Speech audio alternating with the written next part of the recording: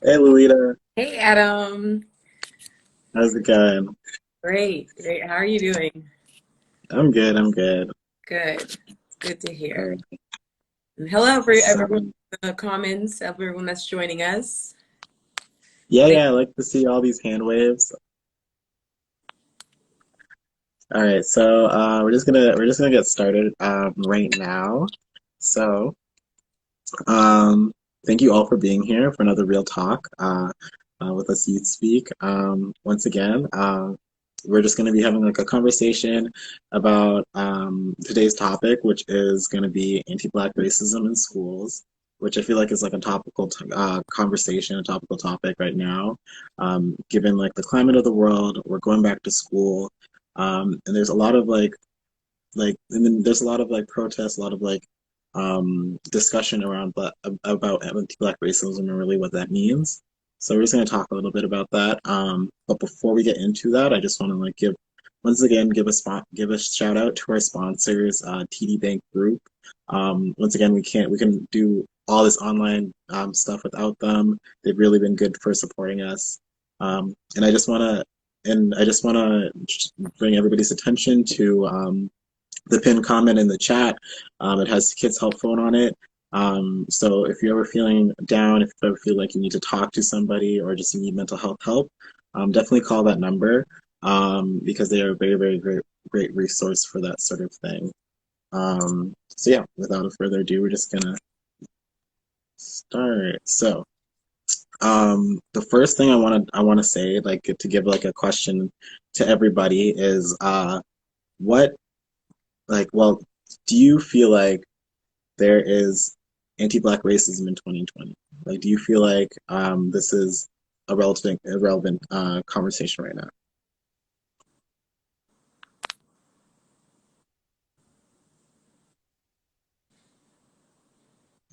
And so, like a simple yes or no, or like even a thumbs up emoji, thumbs down emoji.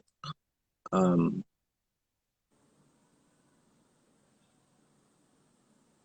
you. Thank you to all of us, all everyone who's joining us new.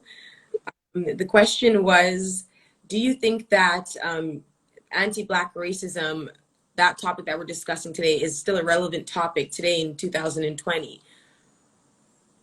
And we have a few answers. Sorry if I butcher your guys' handles. Please forgive me if I butcher handles. I can only go by your handles. But Tarboot says, yes, very much. Alex also, absolutely. We need to talk about it for sure. I, for one, mm, definitely. I feel like, especially with everything that has been going on with the protests, with all the imagery that we've been seeing that's going on, with the negative imagery, that's a topic to talk about. So I'm glad that we're opening this conversation here. yeah, same. I'm super glad we're talking about this right now. Yeah, we got a few more yeses. That's obvious. I feel like this is like kind of a gimme. Like I said in the beginning, we're going with things like George Floyd protests and things like that. Um, this is definitely a topic of conversation that like is definitely relevant. And so like today we're just gonna talk more about like how it relates to school and like how it relates to like the school system. So so just to get into it, so like Lolita, how like do you have when you were in school, like because I know like both of us we've been out of public school for a while. Like did you ever feel like you ever felt like you were experiencing any sort of like racism from like your teachers, even like classmates, anybody like in your school? Um, definitely for me, my school, like I went to a few different high schools growing up because I had lots of struggles in my earlier years with homelessness and just being all over the place, living in different parts of the city. So I ended up going to three different high schools, and my first high school, which was Birchmount Park, which is predominantly a white school. So Mhm. I definitely felt like I definitely felt definitely felt like there was instances of anti-Black racism, and something that I know that we talked about before is one thing that I experience even to this day is things happening in school or just happening and kind of questioning myself and thinking, was that because, of this color of my skin, or was that because A, B, or C, or, so that was one thing Mhm. to question myself and think, was that just me or was it the color of my skin? So definitely something I had to deal with going into a predominantly white school growing up for sure. Yeah, like most definitely. Like me, like I've definitely felt that. It's kind of like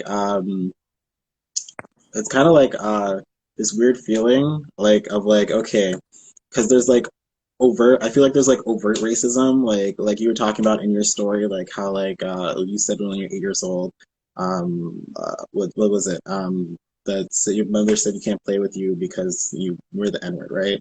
That was in your story, and like that's like overt racism where you can point to it and say like that is racist, that was because of racism, um and you know, and sometimes that can might even be a little bit easier to deal with because at least that I find, because like, you know, I feel like we're at a point where we kind of are able to like see overt racism and people say, "Oh, that's bad, that's bad."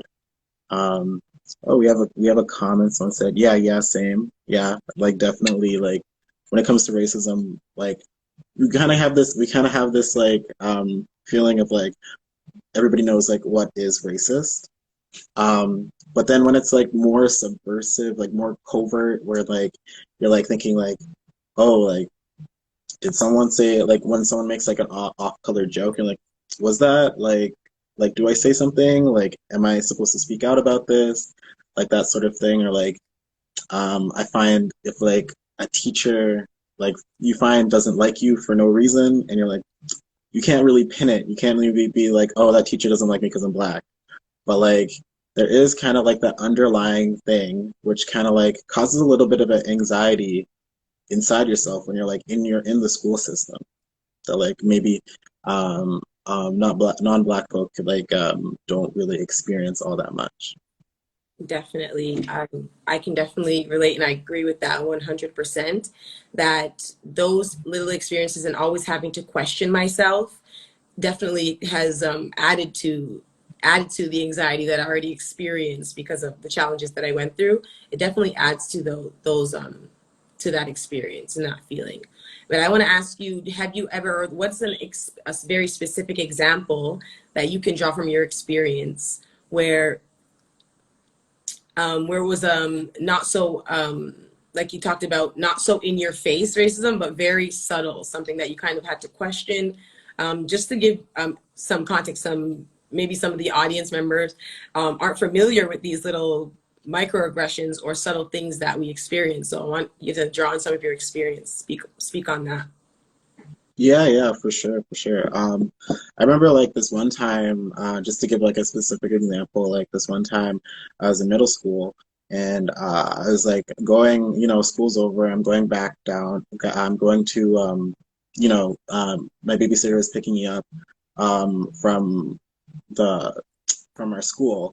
I'm like, oh, I'm ready to go home, and I run into like the vice principal of our middle school, and he's like, oh, like, isn't your name Kellen? And I'm like, no, my name's not Kellen. I knew Kellen. He was in the same grade as me, but like, you know, and he was also black, but he didn't, but he looked nothing like me, like at all, like very no resemblance. And I was like, yeah, like you're Kellen, like don't you have detention? And I'm like, I don't have detention, and my name's not Kellen.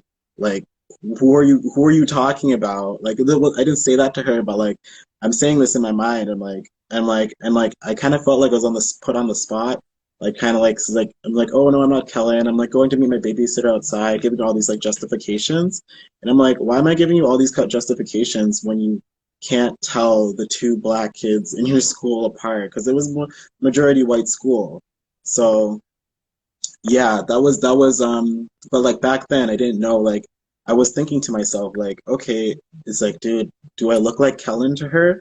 Or like did she legitimately make a mistake? Or like was this it's like one of those like covert microaggressions that like people you can't keep to say to people like, "Oh, you're being racist."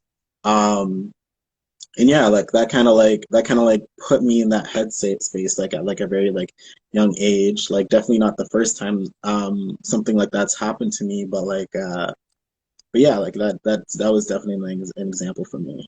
Absolutely. It happened to me so many times. The same being, I remember in culinary school, I remember I had a good friend of mine, Ashley. She's also black.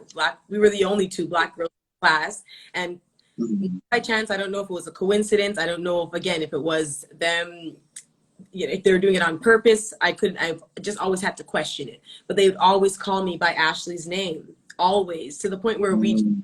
joke that I was Ashley and she was Lolita. And we just kind of roll with it. Something that we've always, we're having to compensate for things like that when we find ourselves sort of questioning, like, again, is such a subtle thing. So again, like you said, it's not something that I can overtly just claim, okay, that was racist, but it's definitely kind of makes you think, like, you know, I'm Lolita, I'm an individual, and I do not look like Ashley. Just because we are Yeah, color does not mean we are the same person. So definitely an interesting experience. That it's funny that we yeah, both definitely went through, for sure. Yeah. exactly. And it's like, what a coincidence. Right.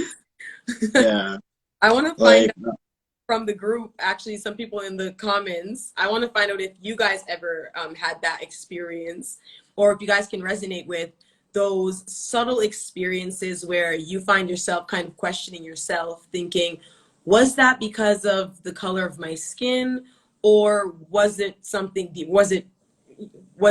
else? I want to find out from some of the people in the comments. yeah, and like even if it's like definitely, um, like even if it wasn't even related to race, like even if it was related to like some other part of your personality too, um, like definitely like write that down because we'd like to hear about that too. Yeah. But yeah, So I know it takes a few minutes. You guys will be patient. I know it takes a few minutes to kind of type into that little box. So you guys take your time. And if you guys have any questions or comments, please feel free to shoot them out. We want this to be an open discussion. We want to hear your perspective as well. So feel free to shoot those questions out.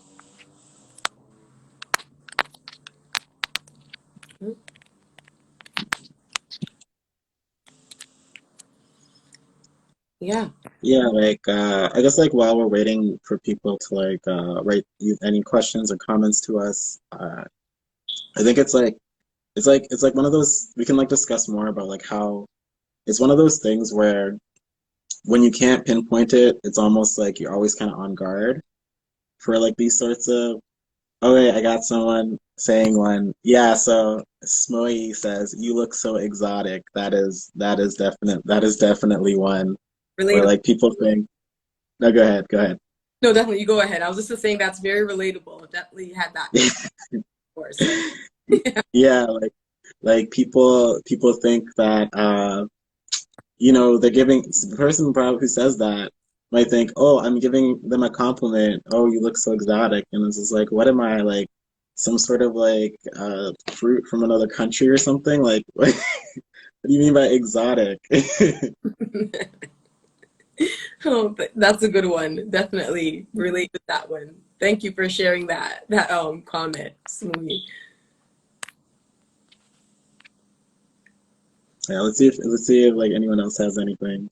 I think we have another one. What can you do to keep yourself feeling okay when faced with those situations? This is a great question, and brings us to our next point. Actually, some things that you can do to keep yourself from, or what you can do to keep yourself from feeling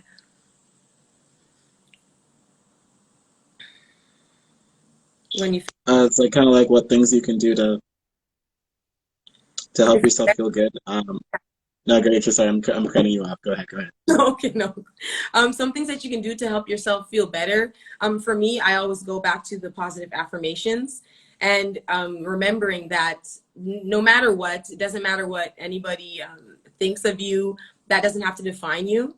So, and again, just reiterating to yourself all the positive affirmations. Mine are just, I'm strong, I'm beautiful, I'm capable of my dreams and goals, and just reiterating something that just gives you that power again, right? Giving you that burst of energy that makes you feel better no matter what anybody thinks, even if you even if it's very subtle and you're questioning yourself, was that a situation, was it not, just reaffirming to yourself who you are, I find for me really helps in those situations.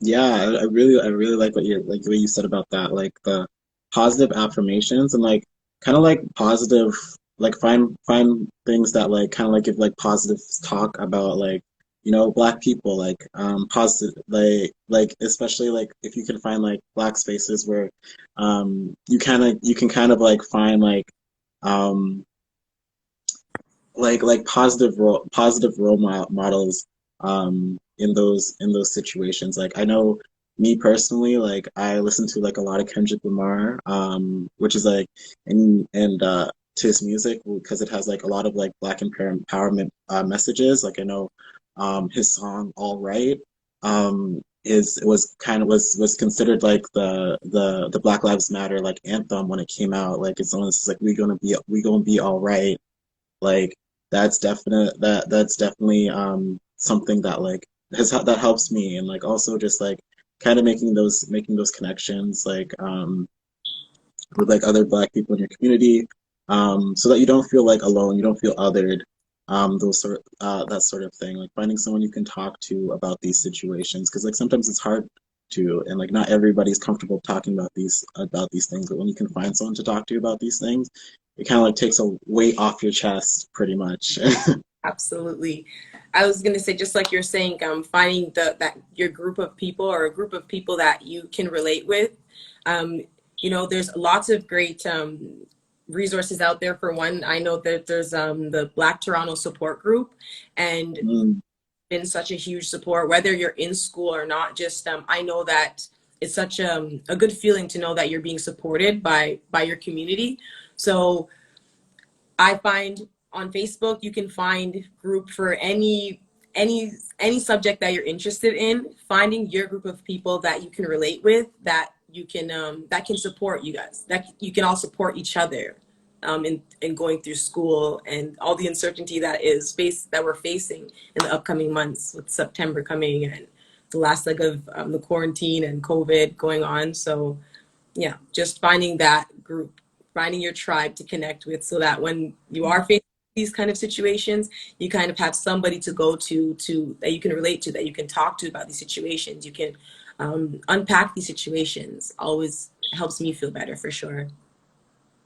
most definitely. And like even like on that subject, like even like finding friends who like not aren't gonna be like not racist, but like even like anti-racist, where that means that like if you're in a situation where like someone, even if it's their friend who is saying something like racist, like not making like a joke that's like not funny, they're not gonna just sit there and like, oh, not say anything because I didn't say it.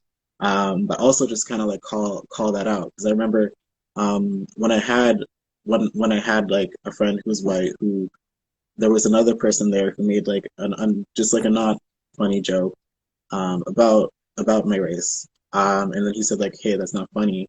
That made me feel really good because it's like, oh, like it's like they didn't have to do that, but it kind of made it so that I didn't have to like go and put my neck out and say that, um, and do that sort of thing. So like just like finding your tribe, finding the correct people that like are gonna like stick up for you in those sorts of situations. And I think that's such a good a great point that you brought up. I think for me, it's so important now in this day and age for people to recognize the difference between between being and between Not racism. yeah, between being racist and anti-black racism. Like, and you feel you catch what I'm saying. Like, Yeah, yeah, like in between like being not racist and being anti-racist. yes, Yeah, yes, that it's like like where you're actively fighting against it because it's like the status quo is like not good and is not good enough in a way. Like that I calling it. think Yeah. yeah, like calling it out and I think there was like an MLK quote where he was saying like he was saying that like the greatest the greatest the greatest hindrance to like the civil rights movement wasn't just like people who are overtly racist, because that gives you like an enemy to fight against, but like it's the moderate, the person who's going to be like, oh, like I don't like I don't like racism, but like I'm gonna try and like I don't think that they should be protesting in this way, or like, oh, I don't know, like, they shouldn't be like doing this, that, or the other, kind of preserving the status quo, because like the status quo is very, very Eurocentric. Hmm. Yeah, definitely agree with that. And yeah, like on the topic of like I guess like Eurocentricity, like if anyone who don't doesn't know what Eurocentricity means, it's like when like coming from like coming from a place where like puts European knowledge at the center, pretty much. So I feel like our schools are very like Eurocentric, and like will teach, for example, history from like a specific point of view, which can kind of like preserve the status quo of like racism.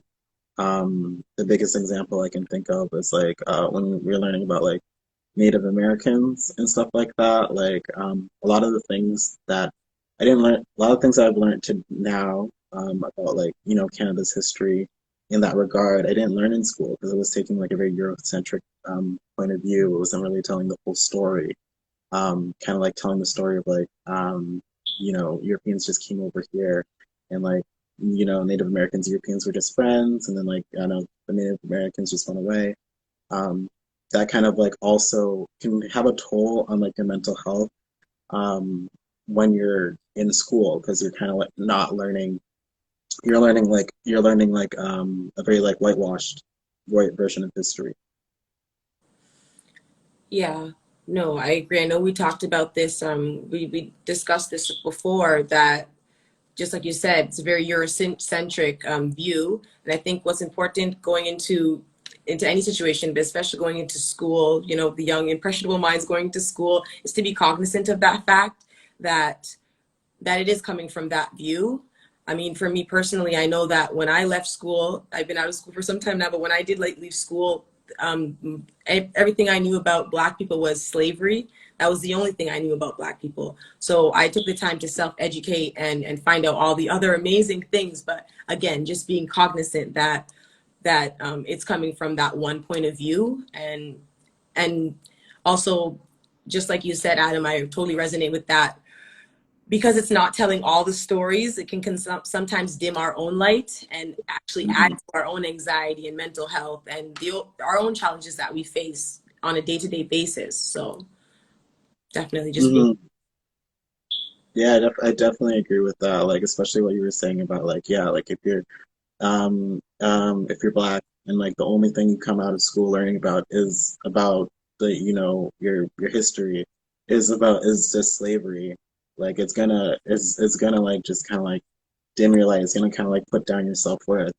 But that's why like kind of like educating, like once again, like doing your own research, educating yourself about like all these accomplishments that Black people has made throughout history, um, is also very self-affirming, because like you can't really tell history from only a Eurocentric point of view. Like I know I forget, someone said this about like how American history you can't tell it with like excluding Black people. Canadian history you can't tell it excluding Indigenous people history. Like that's just not real history. So um, I think we're getting a little bit better now in our school systems. Like um, things like land acknowledgements definitely help. Things like uh, I think two-eyed seeing, which is like I think it's like an educational lens where like it's kind of like you're seeing like Canada as it is now, and then like also like you're seeing Canada as it is, like it's kind of like you're seeing two maps at the same time. You're seeing like the Eurocentric map, and then like the Indigenous map at the same time. You're seeing like this is Toronto, but Toronto is located on these locations. Like so, yeah, I think it's good that we have to like pretty much acknowledge both of these sides. Definitely. So it's a small step, but definitely a small step in the right direction for sure. Yeah. That was great. You know what? Thank you everyone who even joined our chat. It was great. I just want to even put it out there again. If anybody has any questions, any comments, anything that you heard that you can resonate with, we'd love to have the discussion. We'd love to keep the discussion going, and we'd love to hear from some of the people in the audience. We'd love to hear from. We'll give you a few seconds to get the little fingers moving into the little space there.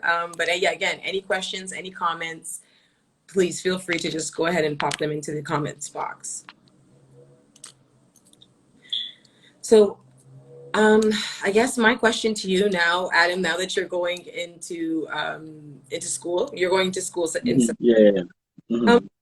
what do you think it's going to look like now in terms of anti-Black racism with everything that has gone on, with all the protests? Do you think it would be any better than when it was back then when we were in high school?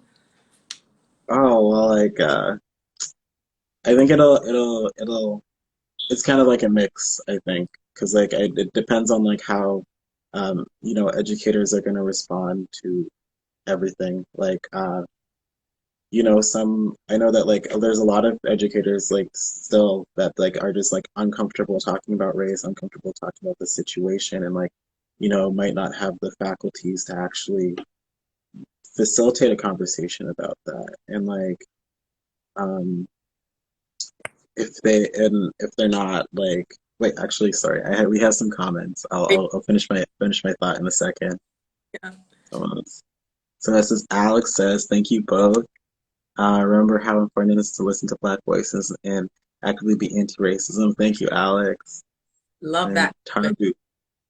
Tarboot says, I love the way you're creating so much awareness. Helps us see things we may not have been able to see before. Thank you. And I love that comment as well, because that's what I hope. That's what we hope with these with the lives, but especially with this particular live, the anti-Black racism lives that we do. We hope to shed light on a subject that maybe it's a bit uncomfortable, but it's an important subject, and we hope to have these discussions, open discussions, so that we can create the awareness for people to become educated, to learn things that they didn't know before, and to see from a different perspective as well. So thank you so much for that for that comment. Most definitely. Yeah. But yeah, like what I was saying about like how if it's gonna be better or worse. Like it depends on like how they react to how they're gonna react to it. So I know when the whole George Floyd protests were going on, and I was hearing from a friend that like in their online course, uh, at first their professor. Oh, this is in university. Like their professor didn't even like speak on it or anything, or didn't say anything until I think one of the students kind of said like, "Oh, it's kind of weird. Like we're not saying anything, given that like this is such a big thing in like the whole political climate." And so I guess the professor was like, "Oh, I guess we should do something." But then like in the fact that like she didn't do it unprompted was kind of like or whatever like but yeah, she did do some, she's like, "Oh, we should do something." And like but then the way that she facilitated it was like it doesn't seem like she was very comfortable with it. So it's like, "Oh yeah, like just split up in the groups and talk about it," which like as a black person, like that can like that's not an effective way of doing things. Like not even giving your own commentary on it, and like setting like a baseline for it, and just like saying, "Oh, split up into groups," and then you have the whatever number of black students who have who are obviously in the minority of the group, and like going into like separate groups with like probably like mostly white people. That doesn't like feel like a very like emotionally safe kind of like way of doing things. And so it's like we gotta like learn how to facilitate these conversations properly, how to and like I feel like for educators who aren't comfortable with that, that's okay, but like find somebody who is comfortable and like have them speak in your class about it. Like, there are people out there that have the information. I think that's So such a yeah. good point. Yeah, it is an important such an important conversation. And I think you brought up something so important. It's uncomfortable. And if you don't feel comfortable speaking on it, there's a wealth of resources, there's a wealth of information, there's a wealth of people who are well equipped to speak about it. So have them come in and talk to your students. So yeah, definitely such a great point. So I think, let's see. I'm just gonna check on the time right. So, Yeah. uh, was there anything else you wanted to say, Lolita? Um, You know, no, just I think we touched all the points. I think just the one thing I just wanted to reiterate, just for those who are going into the new school year, we talked about the changes, if there will be any changes given everything that has happened. But regardless if there's changes or not, just again reaffirming to yourself who you are and remembering that Black is beautiful. mhm. Yeah. Oh, I love that. Oh, and also, so we have another question. So Diana Lacaria, I don't know if I said that correctly, but it says, do each of you feel that the Black Lives Matter movement will continue throughout the school year? Great question. So, do you want to take that, or should I? I I'll start. I definitely feel like even right now, I feel like whenever something happens, like with what happened with George Floyd or with Breonna Taylor, it's priority. It's really big in the moment. It's really popular. Everything is Black Lives Matter, and then it always sort of tapers off. But Black Lives Matter has never stopped. The conversation has always been going on, whether it's being attached to a highly publicized, highly seen video that has gone on or something like that. The Black Lives Matter has always been going on. It's always been making moves behind the scenes. So I feel like that will continue. I mean, I would hate to say, I mean, it's a shame that something has to happen in order for it to gain that momentum again. Unfortunately, that's the way it is, and hopefully it doesn't have to be that way again. Maybe just through, again, just maybe even just the last leg of COVID and people just wanting to come together, maybe that will bring that conversation up again, hopefully, and that's maybe I'm just being hopeful. I like everything like literally that you said. Hmm. Yeah, like the it's never like it's never stopped. Like it's kind of like we always are keep on noticing it. Like people, I guess like there's times where it blows up, and then it like gets me like more awareness and like that sort of thing when like something big happens. But like once again, it's always going through like it was happening back in I think 2014 with like Trayvon Martin, and just because people stop paying attention doesn't mean it stopped happening. And so it's happening again, and like I think my biggest worry when this whole thing, well, when the George Floyd incident started, like was that people were just it was just gonna like be another thing where like it's gonna blow up, and then people are gonna forget, and then like pretend that it doesn't really like it's not happening. Um, but like what I've been hopeful or like I guess optimistic about is that like there's been like this is like a new level of like it says I think there was a comment a new level of awareness like yeah like it's a new level of like it's there's like worldwide like support and it's been going on for like for like so long like steady and it's kind of like I'm hoping that we can keep this going. I'm definitely gonna need allies along the way, but like I hope it kind of like stays as like it stays in people's heads and like it doesn't just fade away like a lot of the other incidents did. For sure. Mhm. Yeah, and someone, Diana, also said we need to continue the conversation and movement. We owe it to Black Lives Matter movement. I agree. I definitely agree. Thank you for your comments and your questions. Thank you for everyone who came. Thank you for everyone who joined us on our live. First of all, it means a lot for us, for you guys to hear our perspective, just joining us to just have this chat and open these Mhm. conversations. Thank you for everyone who commented, who gave a question. You always come with these great questions that make us kind of think for a second. And it's always such a great conversation. So yeah, thank you to everyone who joined us today. Thank you. Yeah, so I believe it's like I guess like we can wrap up here. This is like a good place to wrap up. Like once again, any comments, questions still. Um, says from Smoy, the movement has educated so many and hope it continues. Yes, same here, same here. Thank you.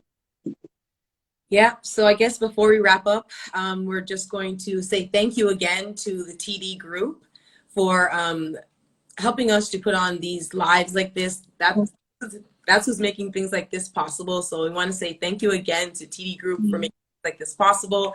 Thank you to everyone who joined us. Again, join us again every Monday or Tuesday. We have live discussions on different topics. All I think this week was about anti-Black racism. Next week will probably be about COVID because I think we're all feeling the stresses of COVID and Yeah. going back to school and what that means. So please join us for our next chat. If you guys have any questions that you want us or any topics that you guys want us to cover, feel free to shoot us a DM. We're always open Hmm. DMs, so feel free to shoot it right into our DMs and we'll get right back to you. And again, thank you guys for for joining us. Yeah, sorry. Also, before we log off, I just wanted to share some resources because I realized I forgot to share these resources. Yes, So yeah, like if you want to learn more, about anti-Black racism, some good books is like The Skin We're In by Desmond Cole. It's more like a Canadian lens, talking about like police brutality in Canada and like the history of it. White Fragility is a good book. Also a good book is So You Want to Talk About Race. It's like about like kind of like facilitating these conversations about race and like how to like approach them properly. So like that's a really good one for like I guess educators too. And like for like people who like I know that not all of us are the biggest book readers, so some like good things on Netflix to learn more about this is 13th. It's a documentary. It's more related to like America, but like it's about like how like their prison industrial system is kind of like very systematically racist. Um, uh, the the series Dear White People is a really good series because it's like it gives it's not a document, it's not like a documentary or anything, but it's a really good story to kind of like give you like insight on like kind of like um, Black people's stories because it's like it has like multiple very like fleshed out Black characters, and you get all their perspectives, so it doesn't fall into the trap of like just giving like a single story. So that's a very good one, and like it's also really entertaining. So if you ever need something to watch on Netflix, definitely watch Dear White People. And then yeah, that's those are all the resources. But yeah, thank you so much for being here, everybody. awesome. And thanks for sharing those resources. Those are great. No problem. Great. All right. I'll see. We hope to see you next week. All right. See Yeah, ya. for joining us, everyone. Take care.